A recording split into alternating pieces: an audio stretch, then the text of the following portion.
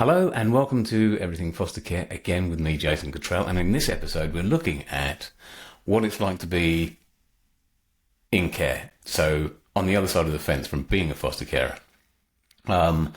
If you like it, please subscribe, share and download, whatever you want to do. Specifically share, because if you're not able to become a foster carer, some of your friends might. Or it might just trip them to think, oh, I could look into that a little bit. And that's what we're aiming to do. Just spreading the word, getting it out there. Okay? Hope you enjoy it. Hello again. So, when kids come into care, my understanding now is that there aren't enough social workers, there aren't enough foster carers, there are not enough care homes, kids' care homes, and therefore the choices are limited where these kids can go and what is suitable for them, which means that quite often they get moved on. And children are moved on not because they fail placements, but because the placements fail them or the system fails them. This is what that looks like from their point of view. They call it care, but it feels more like being boxed up and passed along from hand to hand. Different roofs, different rules, different faces telling me to trust them, to settle, to stay, as if I haven't learnt already that nothing stays. My clothes fit into one bag, that's how I know I'm temporary. Zip it up, move again.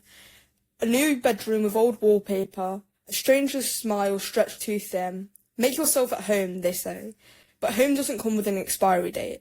I keep my guard sharp, don't get attached, don't unpack too fast, don't let your laughter slip out too easy, because when the next door closes behind you, it echoes louder if you let yourself believe. Social workers write my life down in files, tick boxes for trauma, sign forms for birthdays they won't remember. My story looks smaller on paper than it feels in my chest, but still. Sometimes staff will make tea and not ask for my history first. Sometimes a kid in the house will share their charger without fuss. Sometimes I catch myself laughing before I can stop it, and I think maybe, just maybe, there's still space for me to grow roots, even if I've been replanted too many times to count. I don't know how many foster kids there are in the country, but they mostly all need to say a big thank you, because the person that wrote and performed that piece is awesome, don't you think? So we've talked about there's a big lack of resources and we need more foster carers.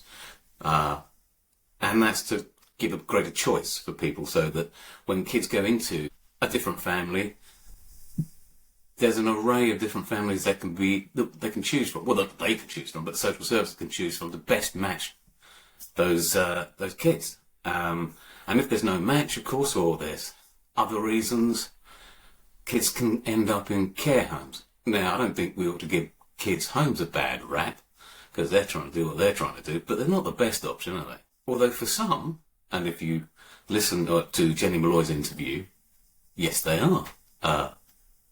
She's took her boys into, I think, Stoke Newton police station, her two little brothers, when she was 9 years old, just because life in a care home, kids' care home, was eminently preferable to that of living at home, in that chaos that they were living in.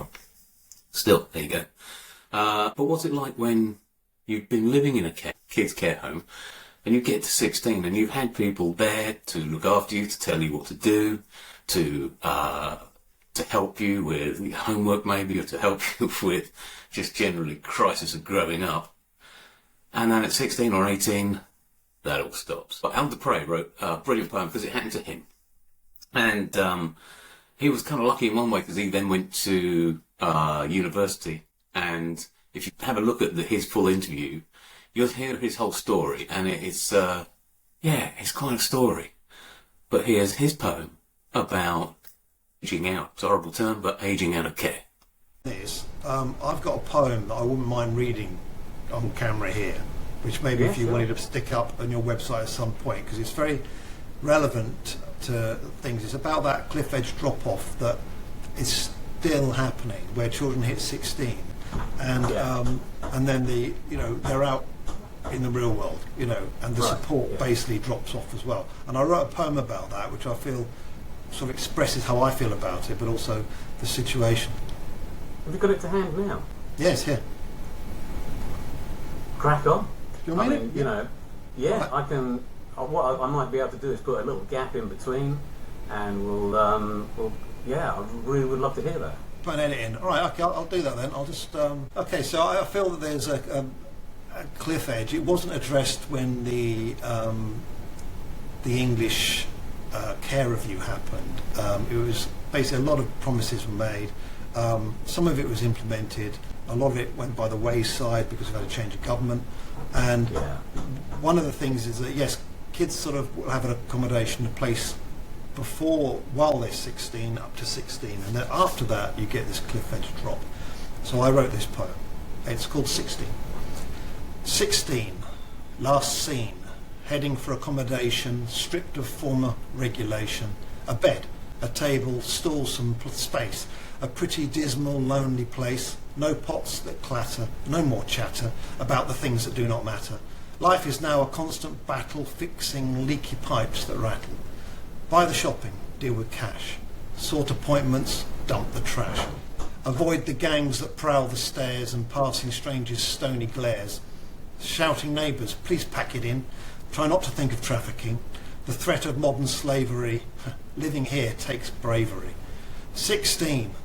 Used to residential care, support staff who were always there. A home from home I won't forget. Was also where us children met. We had a laugh. Some tough times too, but always managed to pull through. That was back then, and this is now. I have to cope, I'm not sure how. I'm not an adult, just a child, sent to forage in the wild. Care is ended, just support, as if the whole thing is my fault.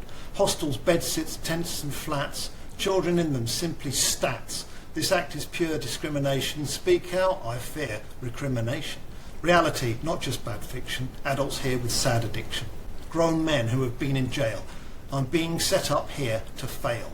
Independence at a cost. Freedom gained, but friendship lost. No real contextual connotation. Threat of sexual exploitation. A High Court judge said it's okay for kids like me to live this way. I have no bank of mum or dad, no trust fund or a penthouse pad, just this bed, that table and a stool where I do my homework out of school. It's not ideal, in fact it's grim, this situation that I'm in. No level playing field for me, no fair play or equality. They call this corporate parenting, as if that really is a thing. Would loving parents ever dream of kicking kids out at 16? Ah, that is brilliant. That is really, really good. And it's so powerful. Wow. I mean, wow, powerful stuff once again. And what must it be like when all that support just disappears from you? I mean, I think during the last few years, the 2023-22 review, things have changed and there's more support for kids coming out of care. Well, we kind of hope so. So there we go. I can't tell you what it's like being in care. I wasn't in care. We had a bit of a tricky childhood, our family. We had that thing where we lived in a loft, essentially, and we had to take turns sleeping on the floor. So we know what it's like to be poor, but not necessarily traumatised, and then having been taken away from your family, which is more of a trauma, and then going into care, which can be more of a trauma. So to leave this particular session, I thought I'd ask my friend Camilla to tell us about why she became a foster carer, what inspired her, what she likes best about it. Hello, Camilla. Hello, Jason. We have a lift-off. Excellent. Right. Yes, indeed. Boom. So, what for you is the best thing about being a foster carer? I think for me, it's you put in a lot of hard work to gain the child's trust or the children's trust. And it might seem like you're not getting anywhere, but that day when you realise that they feel safe and that they really trust you, I think is the best feeling. It absolutely is.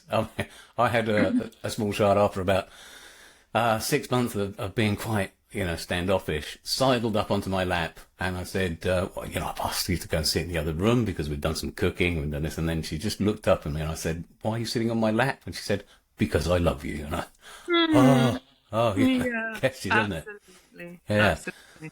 And for you, what inspired you to become a foster carer? It's a great question. I heard somebody called Camilla Batman-Gallage on the radio years ago talking about her charity Kids Company, which tried to help inner city children who were at the risk of joining gangs and stuff. And she tried to mentor them and get them off the streets and get them in. And she really inspired me. And I think it started from there. So I started mentoring one of the kids there. And then, and I didn't have my own children, so I decided that it was a way of being able to be a parent, but also trying to be a bit helpful at the same time. So that's why I did it. That's beautiful. And how long have you been doing it, just out of interest? I've been doing it for nearly 5 years. 5 years. Yeah. We're only into our third, and we're loving it. We've had some tricky times. Yeah. And we've had some absolutely glorious times. So Exactly. yeah, Which is kind of like parenting anyway, isn't it? 100%. I was at 16 and 19 years old, and they over the years they've driven me nuts and lifted me up, and they're just amazing girls now. So Exactly. fabulous, And you go through all those stages, don't you? It's like the teenage stage as well. Yeah, exactly. Well, that's all I've done. I've only done teenagers, really. Oh right, So okay. I went in, into the big ones. Yeah, well, you didn't mess around then, because they I can know. be, they can be quite tricky. All right, well, we'll leave it there. Thank you so much for giving me your time and waiting for me to get back. No worries. Never mind. All right. Good luck with it. Thank you very much. Let's just Talk to you soon. see you soon. Bye.